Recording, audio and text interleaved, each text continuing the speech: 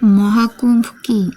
মহাকুম্ভ, যাক কুম্ভ মেলা বুলিও কোৱা হয়, ভাৰতত অনুষ্ঠিত হোৱা হিন্দুসকলৰ এক প্ৰধান উৎসৱ আৰু তীৰ্থযাত্ৰা।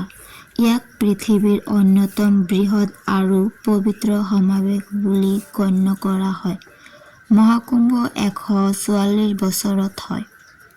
মহাকুম্ভৰ বিষয়ে কিছু আমোদজনক তথ্য আগবঢ়োৱা হ'ল। বৃহৎ পৰিমাণৰ সমাৱেশ। প্ৰতি 12 বছৰৰ মূৰে মূৰে অনুষ্ঠিত হোৱা এই উৎসৱত লাখ লাখ ভক্ত, সাধু, পৰ্যটকসকলে অংশগ্ৰহণ কৰে। পবিত্ৰ নদী।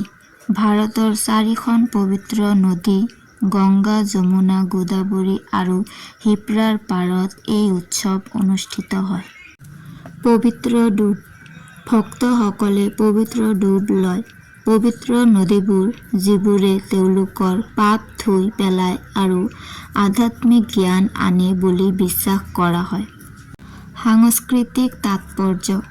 মহাকুম্ভত ভাৰতৰ চহকী সাংস্কৃতিক ঐতিহ্য, বিভিন্ন ধৰণৰ সংগীত, নৃত্য, শিল্প আৰু আধ্যাত্মিক অনুশীলনৰ সৈতে প্ৰদৰ্শন কৰা হৈছে।